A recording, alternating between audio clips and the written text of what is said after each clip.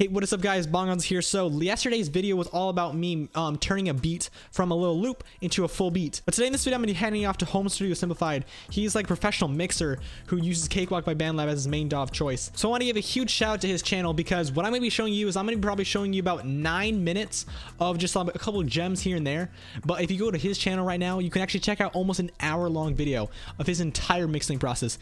And I totally recommend checking it out because even I was watching it and everything he said was just like pure gold.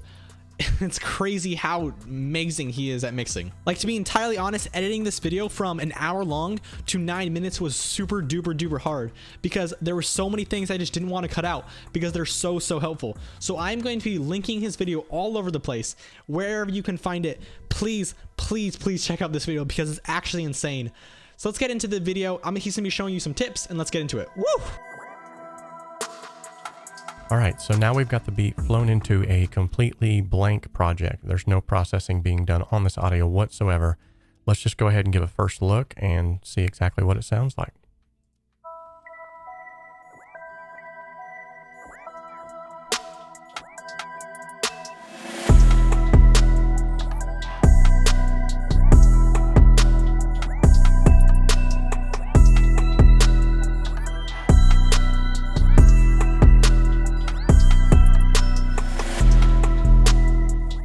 So immediately, one of the first things that I'm hearing is like there's a lot of stuff going on in this mix that's not being accentuated properly, just simply because I think, I might be wrong about this, I'm going to see here in just a minute, but I think a lot of this was probably recorded in stereo and instead of being folded down to mono.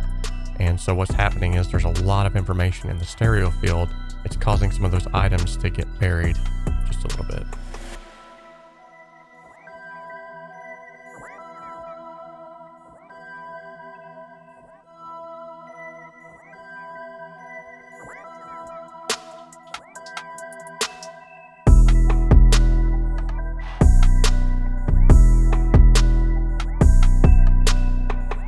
The instrumentation and the arrangement of it is on point. Just given this genre of music, I would probably make that bass thump a little more and make that 808 play a little bit better with the other bass. But other than that, it sounded really good. Hats off to Bongonzo for mixing this.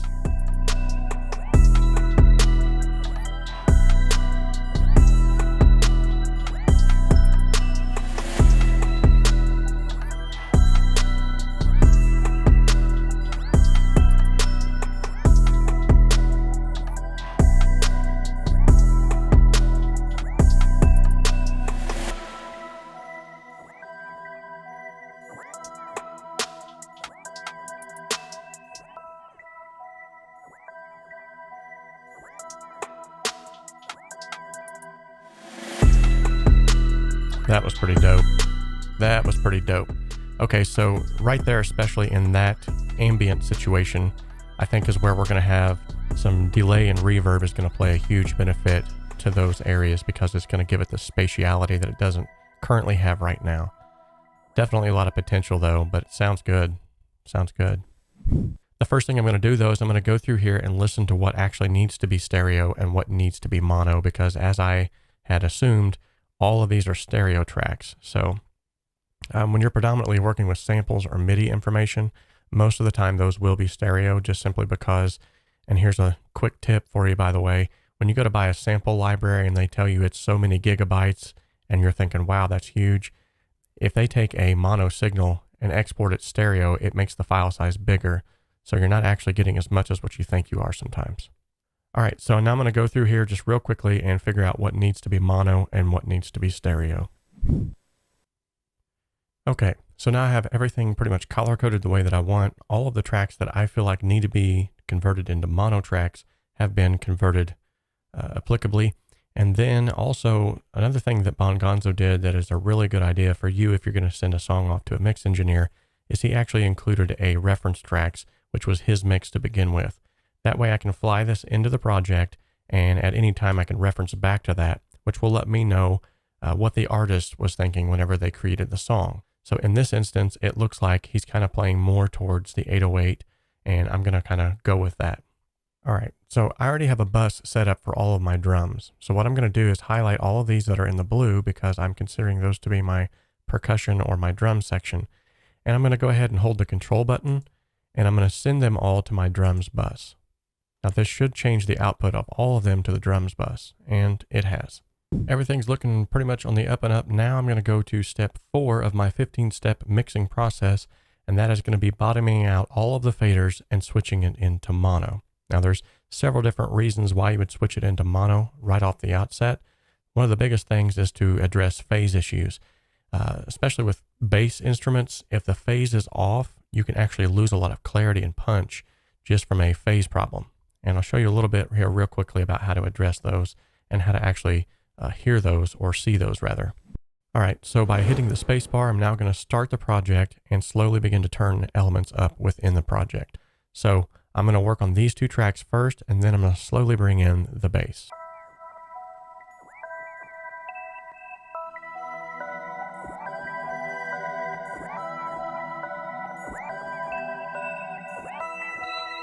It sounds like I might actually be hearing some phase issues on these first 2 tracks. So I'm going to go in and get a closer look at them. I'm going to zoom right in. And it does appear that I was correct. So as you can see, when you're dealing with phase issues, what's happening is essentially the peaks and the valleys are fighting one another. As you can see, this peak is going up, this peak is going down. Same thing here. This peak is going up, this peak is going down. So if I was to flip the phase on these, it should, by all rights, sound better whenever it's folded down to mono. That's normal phase. Now I'm going to invert the phase.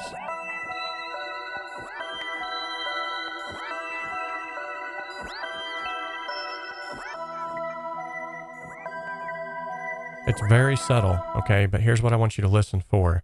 And this all has to do with, years of training your ears. I want you to listen for that nasally, honky sound that you hear if your radio was left in a toilet. It's the best way to explain this.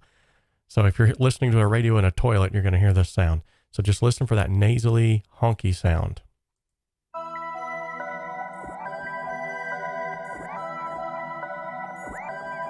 You hear it? Watch it go away.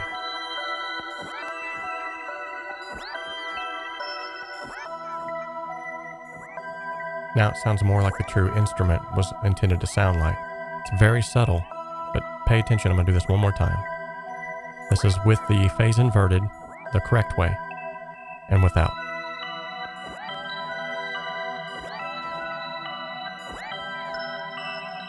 See, folding it down to mono, I would never have heard that if it were in stereo because you wouldn't even really hear the difference. Okay, so I'm going to raise the Q on this, which will allow me to kind of hunt around and find what exactly is the fundamental frequency here.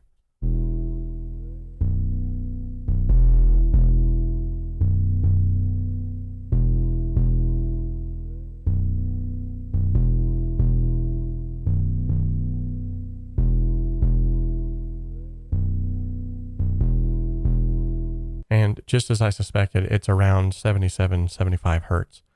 So now I'm going to dip that back down. I'm going to bring my high pass filter up even farther now.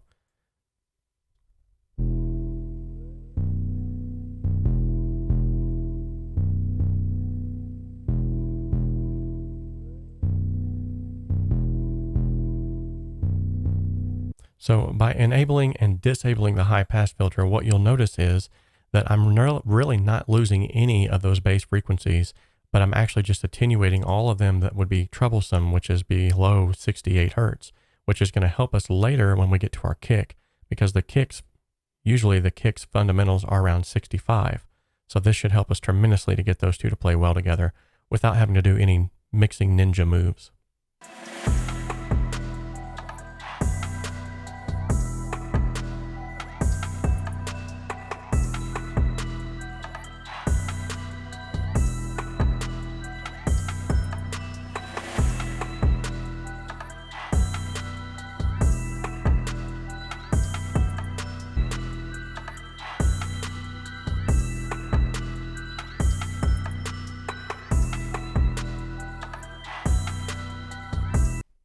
So a lot of times with a kick, if you actually boost that fundamental frequency and then you cut out around 400 hertz, you'll get the thump of the beater head. We've just completed step 7, which was EQing all of those elements that were stepping on one another. And now we're going to get the payoff where we get to bloom it back out into stereo and start doing our panning. This is step 8 of the 15-step mixing process.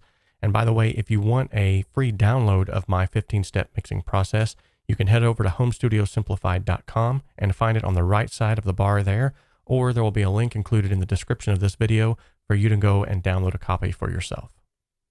All right, are you ready for the payoff? Here we go.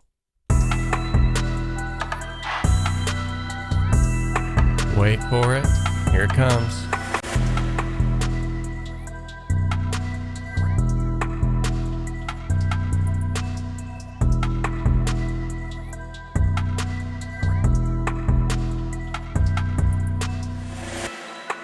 Here's the beautiful part. That wasn't even the really crescendo moment of this. This is not even the icing on the cake yet. Now we can start adding in some effects. My favorite, reverb and delay. So because I already have buses set up for reverb, I'm going to send this to a reverb long haul.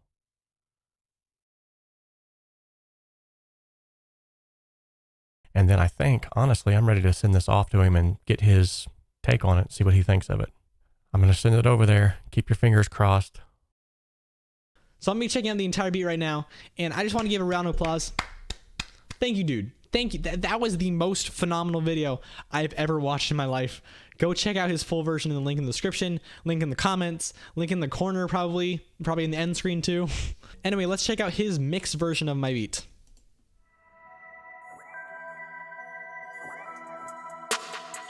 Whoa.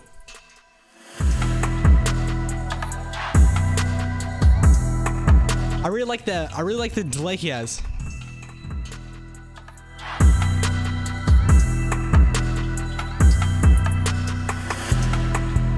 The melody is so clean.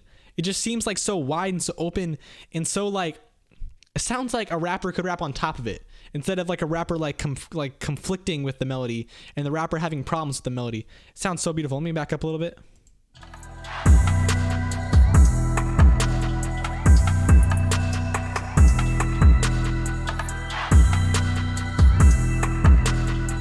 I'm really digging the low end of the 808. I wish the kick drum was a little bit more like, I don't know. Maybe that's too aggressive. I absolutely love the snare when it has all the reverb.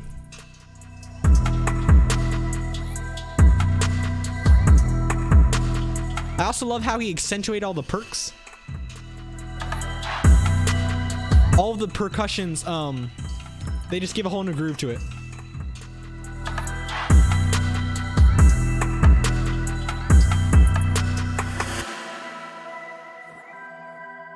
There's such like a kind of like a release. Like you kind of have it like building up, and then it just releases nicely. I really like that.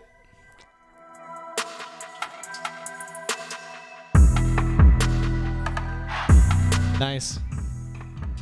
Love the percussions.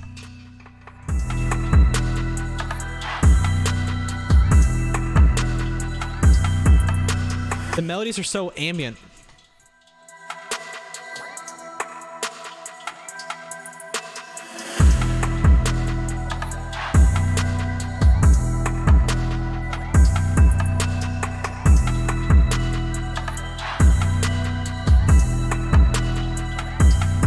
I can listen to this beat all day. Like, this is actually crazy. Like, I'm really like missing the kick drum a little bit. I just wish the kick was a little bit more like kind of in your face.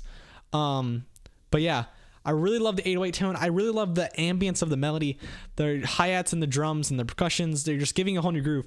I feel like sometimes my drums get kind of buried a little bit compared to what this is.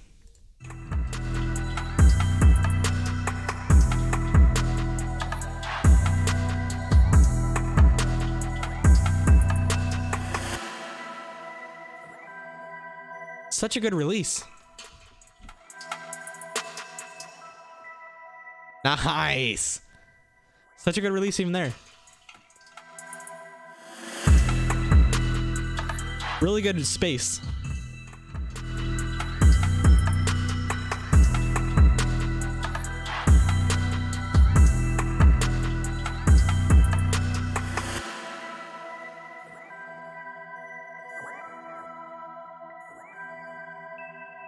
I love the reverb on his melodies.